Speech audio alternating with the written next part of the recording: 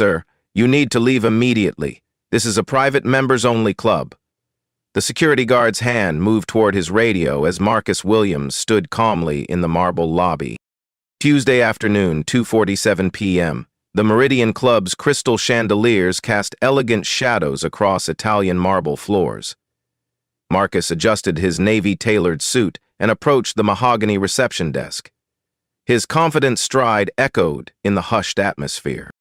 Sarah Chen, head receptionist, watched him approach. 8 years of experience told her this man didn't belong. Her shoulders tensed. A practiced smile spread across her face. "Excuse me, are you lost? The service entrance is around back." Marcus stopped. His dark eyes met hers. "I have a reservation." These black stories remind us that real-life stories can be more shocking than any fiction we could imagine. Have you ever been judged before you even opened your mouth? Sarah's fingers drummed against the mahogany surface. Behind her, the grandfather clock chimed 3 times. "Mr. Yamamoto arrives in 18 minutes, she muttered, checking her computer screen. Marcus placed his hands on the counter. "Private room 7, under Williams." "Williams?" Sarah's eyebrows rose. She clicked through reservation screens. "This says M. Williams." "That's obviously a mistake." "No mistake. Marcus Williams." "I booked it yesterday." Sarah's laugh was sharp. "Sir, we don't have walk-in availability. Our members book weeks in advance." From the corner of his eye, Marcus noticed a woman in pearls at the adjacent seating area. Her phone was raised, recording. The red dot indicated she was live streaming. Her perfectly manicured fingers typed rapidly. "Are you a member?" Sarah's voice carried across the lobby. "I have a reservation," Marcus repeated. His tone remained level. "I need to see your membership card." Marcus reached into his jacket. Sarah's hand moved toward the panic button beneath her desk. The platinum face of his Patek Philippe watch caught the light. Worth $180,000. Few people would recognize its significance. "I don't carry the card," Marcus said. "The reservation should be sufficient." "That's not how this works." Sarah's voice rose. "We have protocols." The woman with the phone leaned forward. Her live stream showed 47 viewers. Comments scrolled past. "This is insane. Call the police." He seems so calm. Marcus pulled out his wallet. A first-class boarding pass was visible in his breast pocket. JFK to Tokyo, seat 1A. The black American Express Centurion card reflected the chandelier's glow. "Perhaps you could call the room to verify," Marcus suggested. "Don't threaten our members." Sarah's finger hovered over the intercom. "Security!" Tom Rodriguez emerged from the side corridor. 23 years as a security guard had taught him to read situations quickly. This felt different. The man in the suit showed no signs of agitation, no fidgeting, no raised voice. "What's the problem, Sarah?" "This gentleman claims to have a reservation. He won't leave." Marcus checked his watch again. 16 minutes until my guest arrives." "Your guest?" Sarah's voice dripped skepticism. "Mr. Yamamoto. He's flying in from Tokyo for our meeting." The livestream viewer count climbed to 93. Someone in the comments recognized the location. "That's Meridian Club on Park Avenue." Another viewer typed, "Yamamoto? The billionaire?" Sarah's computer chimed. An email notification appeared. She glanced at it, then back at Marcus. "Anyone can claim to know important people." "May I use your phone?" Marcus asked. "Use your own phone, outside." Marcus nodded slowly. "I understand your position." Behind them, the elevator doors opened. Jennifer Brooks, the club manager, stepped out. Her heels clicked against marble as she approached the desk. "Jennifer," Sarah called, "we have a situation." Jennifer was 42 with 15 years of hospitality management experience. She prided herself on handling difficult situations with grace. This man didn't look difficult. He looked patient. "How can I help you?" Jennifer asked Marcus. "I have a reservation for private room 7. Ms. Chen seems unable to locate it." Jennifer looked at Sarah's screen. "M. Williams, room 7, 3:00 p.m. Party of 2. "That's not him," Sarah said quickly. "This is obviously some kind of mistake." "The reservation is confirmed," Jennifer said. "But we do need to verify membership." Marcus reached into his jacket again. This time, Sarah pressed the panic button. A silent alarm registered at the security desk. Tom's radio crackled. "Back up to the main lobby," came the voice. Marcus paused, his hand halfway to his inner pocket. "Is there a problem?" "Standard security protocol," Jennifer said. "We need to see identification." The live stream now showed 127 viewers. Comments flooded in. "This is racial profiling. He's so calm. Where's the manager?" "I'm the manager," Jennifer said, apparently reading the comments over the filming woman's shoulder. Marcus withdrew his hand slowly. "I'd prefer to handle this privately." "That's not an option," Sarah said. "We have policies for a reason." The elevator chimed again. 2 more security guards emerged. The situation was escalating beyond reason. 14 minutes, Marcus said quietly. "Until what?" Jennifer demanded. "Until my guest arrives and finds his business partner being harassed in your lobby." The second security guard, Mike Patterson, positioned himself near the main entrance. His presence changed the lobby's atmosphere. Whispered conversations stopped. 3 club members at the bar turned to watch. Jennifer crossed her arms. "Sir, I'm going to need you to step outside while we sort this out." "Sort what out?" Marcus asked. "I have a confirmed reservation." The live stream viewer count jumped to 241. The woman filming had gained followers as word spread across social media. Her bio read, "Amanda Hutchinson, lifestyle blogger, 45K followers." "This is unbelievable," Amanda whispered to her phone. "I'm watching discrimination in real time at Manhattan's most exclusive club." Sarah's phone buzzed. A text message from an unknown number. "Watching your stream. This is disgusting." She hadn't realized her personal information was visible to viewers. 12 minutes, Marcus said, checking his watch.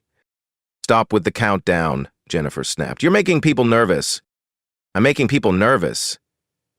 Marcus's voice remained calm. 3 security guards for 1 reservation dispute? From the kitchen, staff members peered through the service window.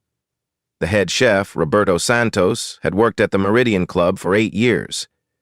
He'd never seen anything like this. "Should I call the police?" Sarah asked Jennifer. "Let's not escalate unnecessarily," Jennifer replied. But her hand moved toward her phone. Marcus pulled out his own phone. "I'll call my guest. He can verify the meeting." "Don't make any calls," Tom said. "We need to resolve this first." "Resolve what exactly?" Marcus asked. "I have a reservation. I'm here for a business meeting. What crime have I committed?" The live stream comments became increasingly polarized. Some viewers defended the club's security measures. Others called it blatant racism. The viewer count reached 400. Amanda adjusted her position for a better angle. "This gentleman has been nothing but polite," she said to her phone. "Yet he's being treated like a criminal." A new voice joined the conversation. "What's going on here?" Everyone turned toward the elevator. An elderly man in an expensive suit stepped into the lobby. Club member for 37 years, Harold Whitman commanded respect. "Harold," Jennifer said. "We're handling a situation." Harold looked at Marcus, then at the 3 security guards. "Quite a situation. What's the problem?" "This man claims to have a reservation," Sarah explained. "But he won't provide proper identification?" "Have you asked to see his ID?" "We've asked for his membership card." "That's not the same thing," Harold said. He turned to Marcus. "May I see your identification?" Marcus reached into his jacket. This time, no one pressed panic buttons. He withdrew his driver's license and handed it to Harold. Marcus Williams, Harold read aloud. Address on Central Park West. That's a very expensive address, Harold observed. He handed the license back. Mr. Williams, are you a member of this club? I have a reservation, Marcus said. That should be sufficient. Harold looked at Jennifer. Is there a reservation? Yes, but... Then what's the problem? The live stream viewer count had reached 600. Amanda's followers were sharing the stream across platforms. Meridian Club began trending on social media. 10 minutes, Marcus said. His phone buzzed. A text message appeared on the screen. Running slightly early, arriving in 8 minutes. K. Yamamoto. Jennifer saw the message. Who's K. Yamamoto? My business partner, Marcus replied. Sarah's computer chimed again. Another email notification, this one marked urgent. She glanced at it and froze. Everything all right, Sarah? Jennifer asked. Sarah's face had gone pale. She stared at her screen, then at Marcus, then back at her screen. I need to check something, she stammered. The kitchen staff had abandoned their posts. Roberto, the head chef, whispered to his sous chef.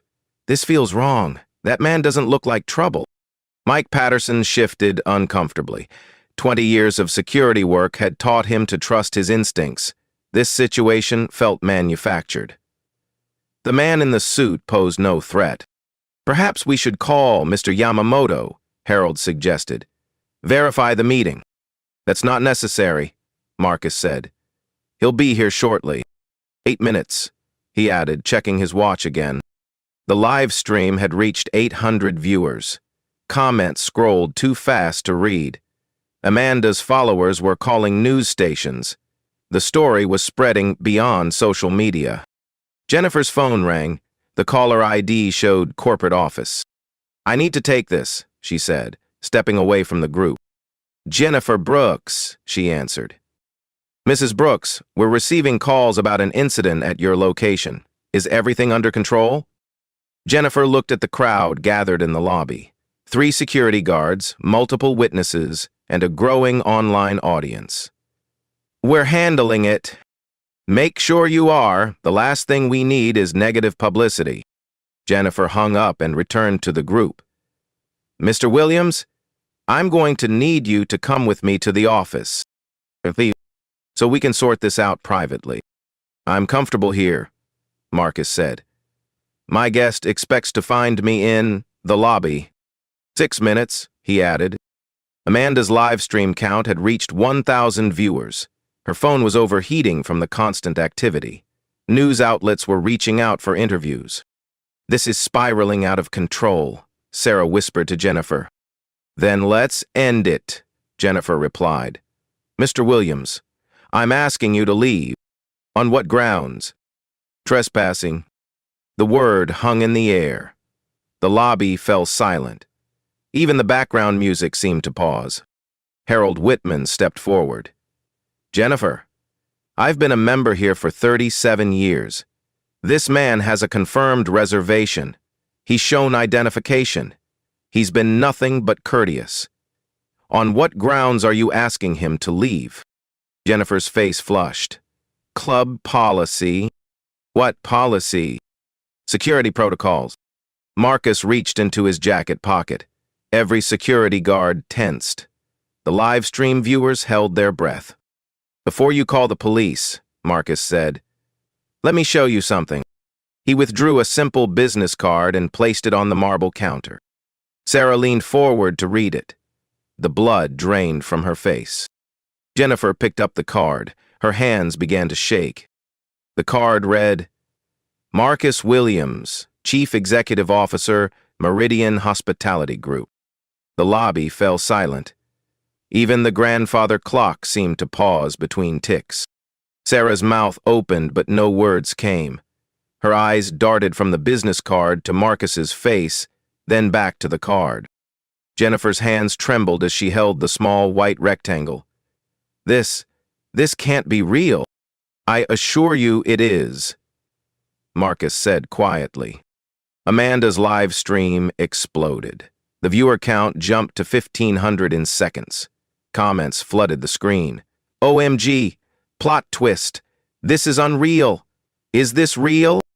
Harold Whitman picked up the card from Jennifer's shaking hands. He examined it carefully, running his thumb over the embossed lettering. Meridian Hospitality Group. That's the company that owns this building. And 47 other properties, Marcus added, including the hotel chain where Mr. Yamamoto is staying.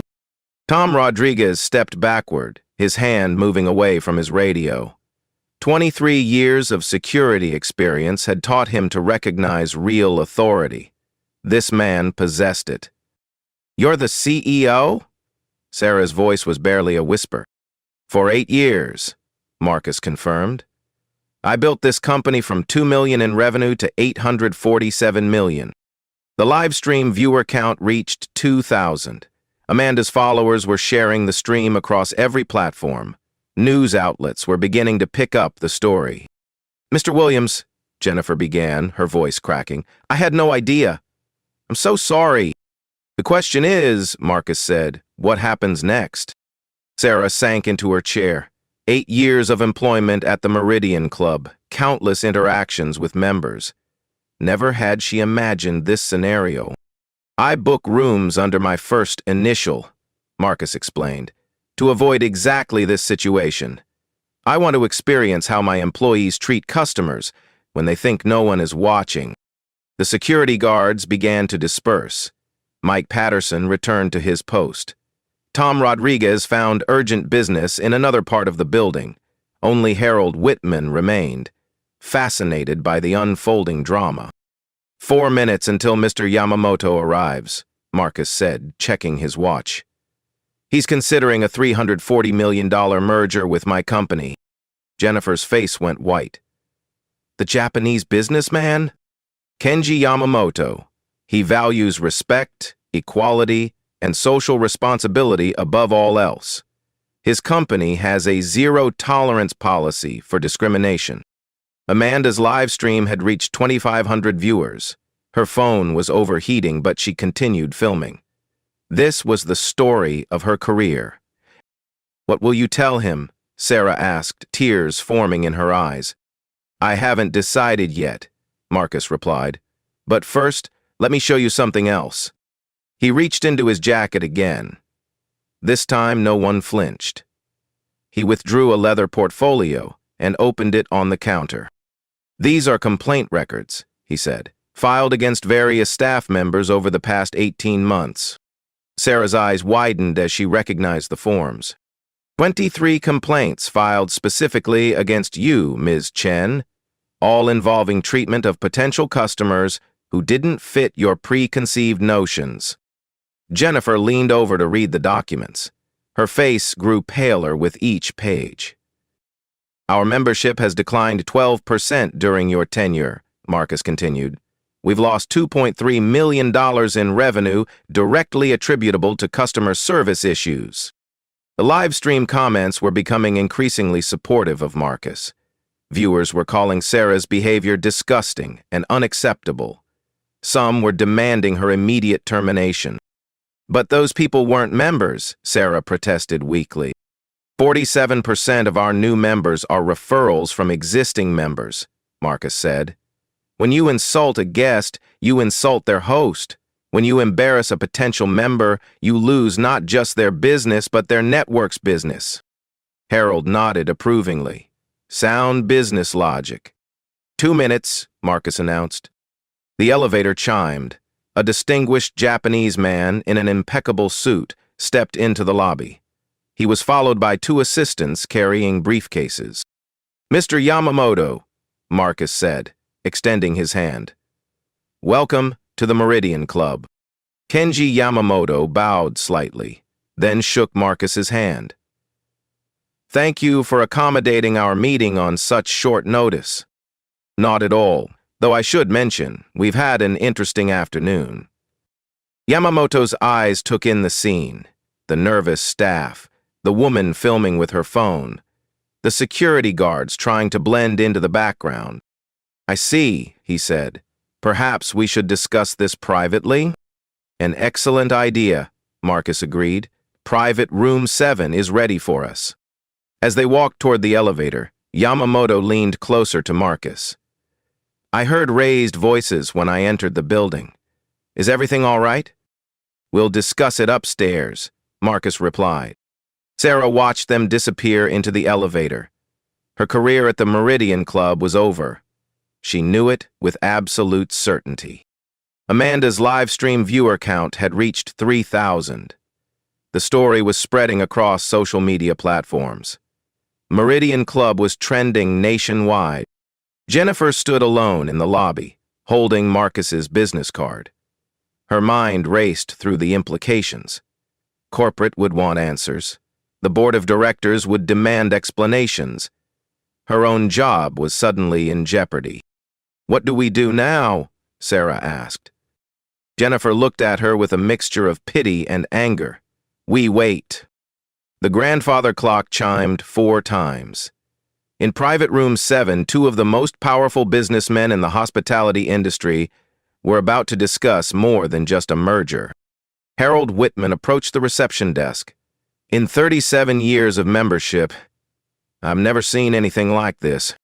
"What should I do?" Sarah asked. "Start updating your resume," Harold replied. "And consider this a lesson in treating everyone with respect." Amanda finally ended her live stream. 3,200 viewers had witnessed the entire confrontation. The video would be shared millions of times within hours. "This is Amanda Hutchinson, reporting from the Meridian Club," she said to her phone. "I've just witnessed the most incredible display of grace under pressure I've ever seen. A man was profiled, harassed, and threatened with arrest for trying to use a room he had legally reserved. The twist? He owns the building." She paused, looking around the now quiet lobby. "This is what institutional bias looks like. This is what systematic discrimination does to people. But this is also what quiet dignity can accomplish. I've never seen anyone handle injustice with such class." The story was already being picked up by major news outlets. Business journals were reaching out for interviews. The Meridian Club's phone lines were flooded with calls. In the kitchen, Roberto Santos shook his head. "I knew something was wrong. That man never raised his voice. Never showed anger. Just stood there and took it." "What happens now?" his sous chef asked. "Change," Roberto replied. "This kind of publicity forces change." Private room 7 commanded a view of Central Park through floor-to-ceiling windows. The mahogany conference table seated 12, though only 2 men occupied the leather chairs. Marcus poured tea from a silver service. "Earl Grey.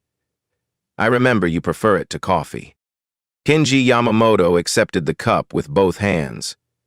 "Your memory is excellent. However, I suspect we have more pressing matters to discuss than my beverage preferences."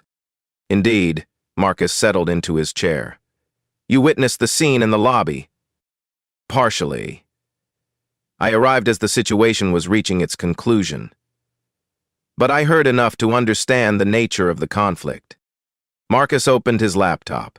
The screen displayed a live feed from the lobby's security cameras. Below it, Amanda's live stream continued to gain viewers even after ending. 3,200 people watched this unfold in real time, Marcus said. "The story is spreading across social media platforms. Major news outlets are calling for interviews." Yamamoto studied the screen. "Your employee displayed considerable bias." "Multiple employees," Marcus corrected. "The receptionist, the manager, and the security staff all participated in the discrimination. How will you address this?" Marcus clicked to another screen. Personnel files appeared, showing detailed records for each employee involved. Sarah Chen, head receptionist, 8 years with the company. 23 discrimination complaints filed against her in the past 18 months. Membership decline of 12% during her tenure. Revenue loss of $2.3 million directly attributable to her behavior. Yamamoto's eyebrows rose. Significant financial impact? Jennifer Brooks, general manager. 15 years in hospitality. No previous complaints, but she escalated the situation unnecessarily and threatened to have me arrested for trespassing. And the security personnel? Following orders, but they should have recognized the situation was inappropriate. Tom Rodriguez has 23 years of experience.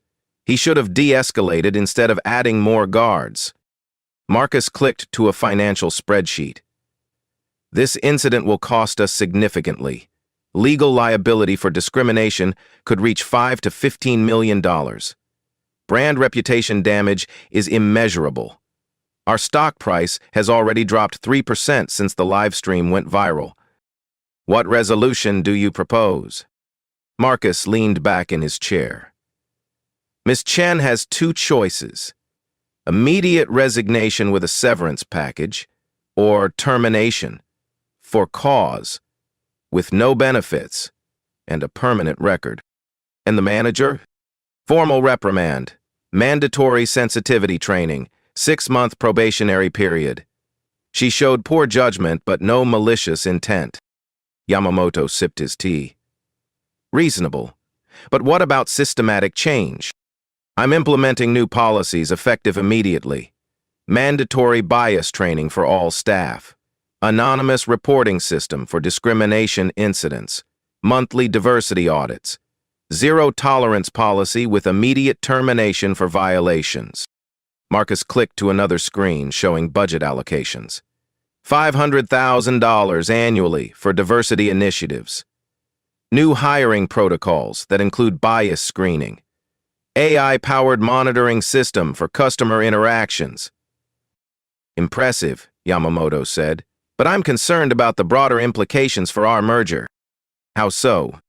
My company's values center on respect, equality, and social responsibility. This incident reflects poorly on corporate culture. Marcus nodded. Which is why I'm taking decisive action. This isn't just about damage control. It's about creating the company we should have been all along. A knock interrupted their conversation. Jennifer Brooks stood in the doorway, her face pale. Mr. Williams, I'm sorry to interrupt, but we have a situation. What kind of situation? The phones haven't stopped ringing. News outlets, potential members, corporate headquarters, and... She hesitated. And? The board of directors wants an emergency meeting. They're flying in from Chicago and Los Angeles. Marcus checked his watch. How long do we have?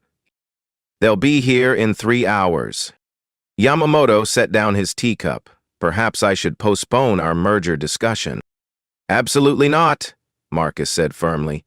This situation demonstrates exactly why we need your partnership. Your company's commitment to social responsibility will strengthen our corporate culture. You're certain? I've never been more certain of anything in my life. Jennifer cleared her throat. Mr. Williams, there's something else. Ms. Chen is asking to speak with you privately. Send her in. Sarah Chen entered the room, her eyes red from crying. She clutched a resignation letter in her trembling hands. Mr. Williams, I don't know what to say. I had no idea who you were, but that's no excuse. I treated you terribly, and I'm ashamed of my behavior. Marcus studied her for a long moment. Miss Chen, do you understand why your actions were wrong? Yes, sir. I made assumptions based on appearance. I was prejudiced and unprofessional. I violated every principle of good customer service. And I cost the company money. I embarrassed the Meridian Club brand. I potentially damaged our reputation with members and the public. Yamamoto watched the exchange with interest. He was evaluating not just Sarah's response, but Marcus's handling of the situation. What have you learned from this experience? Marcus asked. That everyone deserves respect, regardless of how they look or dress. That assumptions are dangerous and costly. that my behavior reflects on the entire organization. Marcus accepted her resignation letter. Ms. Chen, I accept your resignation. You'll receive your full severance package and a neutral reference. I suggest you use this experience to become a better person and employee. Thank you, Mr. Williams. I truly am sorry. After Sarah left, Yamamoto leaned forward. You handled that with considerable grace. She made a mistake, but she owned it. That counts for something. Indeed. Now, about our merger. Marcus opened a new folder. I propose we add a clause requiring diversity metrics as part of our partnership agreement. Annual reporting on staff demographics, customer satisfaction scores across all demographic groups, and financial investments in inclusive practices. Excellent. I also suggest joint training programs between our companies. Share best practices for creating inclusive environments. Agreed. And I want to establish a scholarship program for hospitality students from underrepresented communities. Your company's foundation could partner with ours. Yamamoto smiled. This incident may have been the best thing that could have happened to our partnership. How so? It revealed your character under pressure. It demonstrated your commitment to doing what's right, even when it's costly. Those are the qualities I want in a business partner. Marcus extended his hand. Then we have a deal? We have a deal, Yamamoto confirmed, shaking hands. $340 million, with the diversity clauses we discussed. Excellent. Let's draft the agreement. As they worked on the contract details, Marcus's phone buzzed with constant notifications. The story was spreading faster than he had anticipated. The Today Show wants an interview, he said, reading his messages. So do CNN, Fox Business, and the Wall Street Journal. Will you do them? Selected ones. This is an opportunity to discuss the broader issues of bias in business. If our story can help other companies examine their own practices, then something positive comes from this negative experience. Wise approach.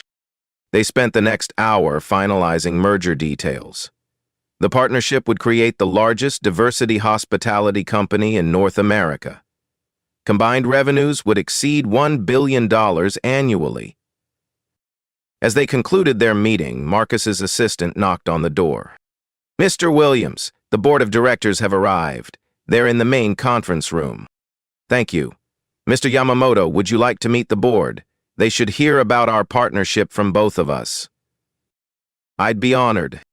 As they walked toward the conference room, Marcus reflected on the afternoon's events. A situation that began with discrimination had evolved into the most important business partnership of his career. Last question, Yamamoto said as they reached the conference room door. How did you remain so calm during the confrontation?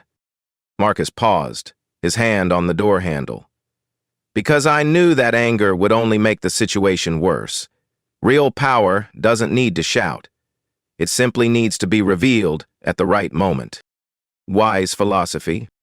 My grandfather taught me that dignity is the one thing no one can take from you. But you can give it away if you're not careful. They entered the conference room where 6 board members waited. The next phase of this crisis was about to begin. The main conference room buzzed with tension as 6 board members sat around the polished table. Marcus entered with Yamamoto, their presence commanding immediate attention. Ladies and gentlemen, Marcus began, I'd like you to meet Kenji Yamamoto, CEO of Yamamoto International Hospitality. We've just finalized a $340 million merger. Board Chair Victoria Sterling looked up from her phone. Marcus, we need to discuss the situation downstairs. Our legal department is fielding calls from media outlets. The situation is resolved, Marcus replied calmly. Ms. Chen has submitted her resignation. Ms. Brooks is undergoing additional training. We're implementing comprehensive reforms. Resigned? Board member David Chen raised his eyebrows. That seems extreme. 23 discrimination complaints in 18 months, Marcus said, distributing printed reports. Revenue loss of $2.3 million. Today's incident was live-streamed to over 3,000 viewers. The financial and reputational damage is substantial. Yamamoto took a seat at the table. If I may offer perspective, your CEO handled this situation with remarkable professionalism. His response convinced me to proceed with our merger. Victoria examined the merger documents. The terms include diversity clauses, annual reporting requirements, Marcus confirmed, financial investments in inclusive practices, joint training programs. It's the future of responsible business. What about the immediate fallout? Asked board member James Morrison. Social media is exploding. Our stock price dropped 3%. Temporary fluctuation, Marcus said. Long-term, this positions us as an industry leader in corporate responsibility. The merger will boost our stock price by 20 to 30%. Victoria's phone buzzed with another call. CNN wants a statement. The Wall Street Journal is preparing an article. How do we control this narrative? We don't control it, Marcus said. We own it. I'm scheduling interviews to discuss the broader issues of workplace bias. This becomes a teaching moment for the entire industry. Risky strategy, David warned. Calculated strategy, Marcus corrected. Transparency builds trust. Defensive responses suggest guilt. Yamamoto nodded approvingly. In Japan, we have a concept called kaizen, continuous improvement. This incident catalyzes positive change. What specific reforms are you implementing? Victoria asked. Marcus pulled up a presentation on the wall screen. Comprehensive bias training for all employees. Anonymous reporting system with direct access to my office. AI-powered monitoring of customer interactions. Monthly diversity audits.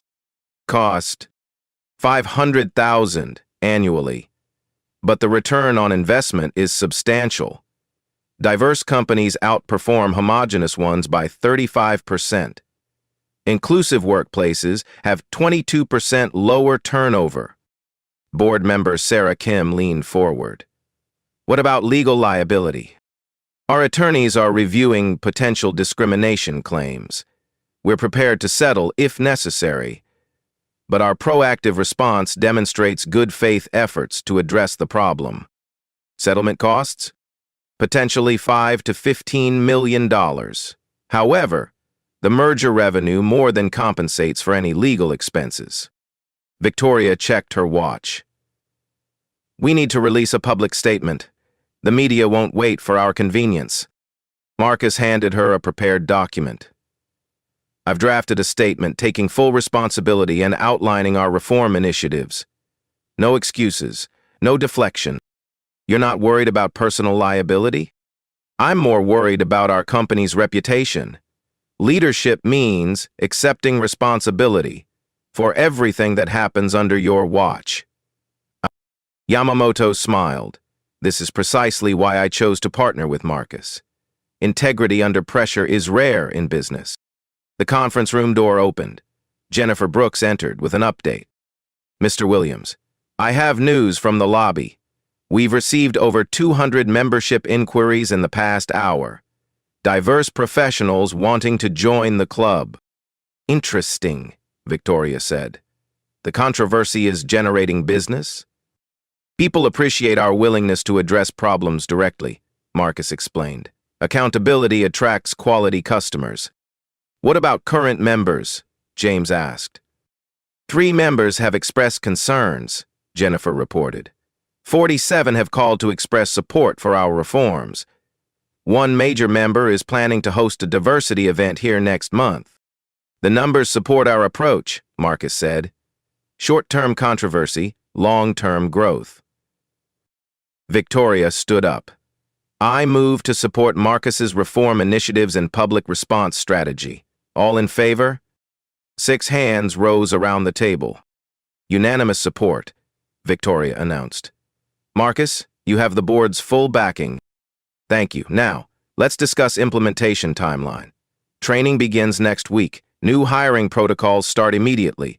The monitoring system will be operational within 30 days. What about other properties? Sarah Kim asked. Do these reforms apply company-wide?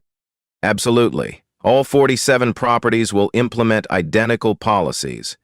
We're creating a standardized approach to inclusive hospitality. Yamamoto consulted his tablet. My company can provide training materials. We've developed comprehensive bias reduction programs. Excellent partnership synergy, Marcus said.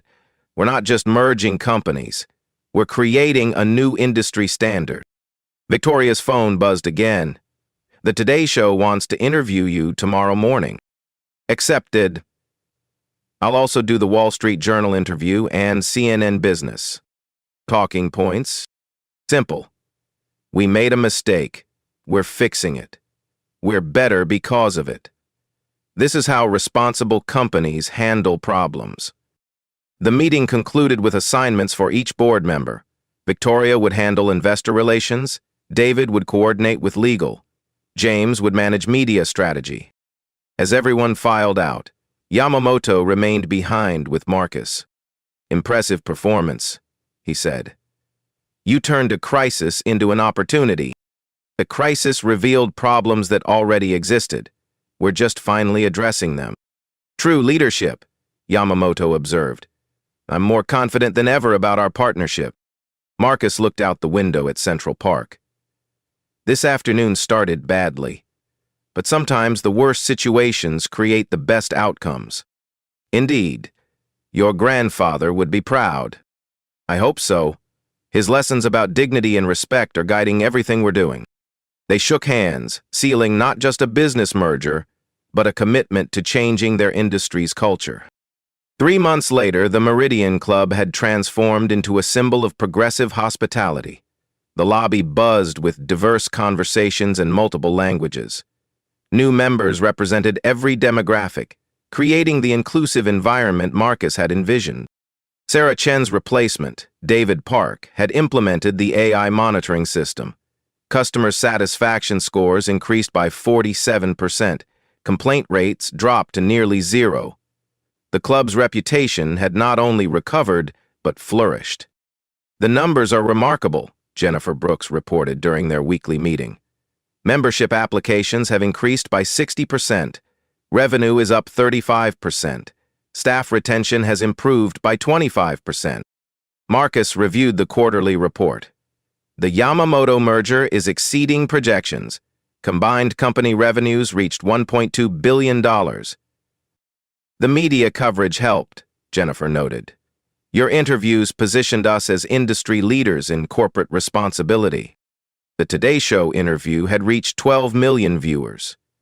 Marcus's calm explanation of the reforms resonated with audiences nationwide. Other hospitality companies began implementing similar policies. We received inquiries from 43 competitors wanting to license our training programs, Jennifer continued. The Diversity Consulting Division is generating $2 million in annual revenue. Marcus smiled. Sometimes the best business opportunities come from unexpected places. His phone displayed a text from Yamamoto. Tokyo property opening next month. Diversity metrics exceeded all projections. Thank you for the partnership. The merger had created ripple effects throughout the industry. Hospitality journals featured articles about inclusive practices. Business schools added case studies about handling discrimination incidents. The Meridian Club story became required reading in corporate ethics courses. Amanda Hutchinson had parlayed her live stream into a book deal. Dignity Under Fire, Lessons in Grace and Leadership, spent 12 weeks on bestseller lists. She donated proceeds to scholarship funds for underrepresented hospitality students. The scholarship program has awarded grants to 123 students, Jennifer reported. Applications came from all 50 states and 12 countries. Marcus had established the program with Yamamoto's foundation. Recipients studied at top hospitality schools, then completed internships at Meridian properties. Graduation rates reached 98%.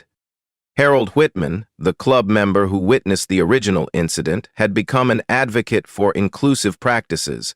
His investment firm now required diversity audits before funding hospitality ventures. "Experience taught me that dignity isn't about power," he often said at speaking engagements. "It's about how you treat people when you think no one is watching." The lobby, where everything began, now featured a small plaque near the reception desk. "Excellence in hospitality begins with respect for every guest." Staff members read it during orientation. Members noticed it during visits. Roberto Santos, the head chef, had been promoted to culinary director. His diverse kitchen staff created fusion menus reflecting the club's multicultural membership. Food and Wine magazine featured their innovative approach in a cover story. "The kitchen represents 37 countries now," Roberto said proudly. "Our menu tells stories from around the world." Marcus stood in that same lobby, watching staff interact with guests. Every conversation demonstrated respect.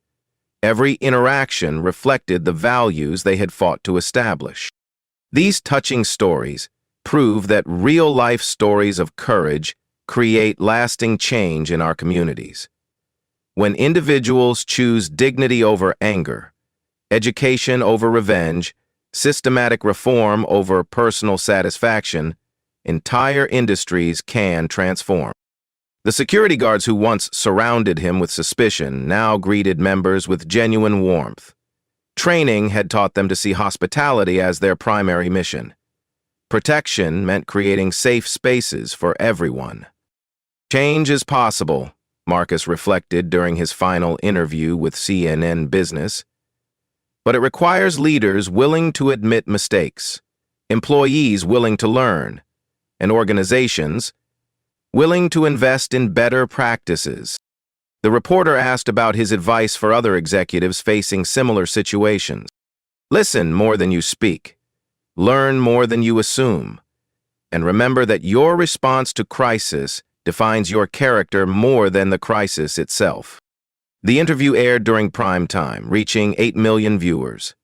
Comments flooded social media platforms, sharing similar experiences and celebrating positive changes in workplace culture. Have you witnessed similar injustices in your workplace or community?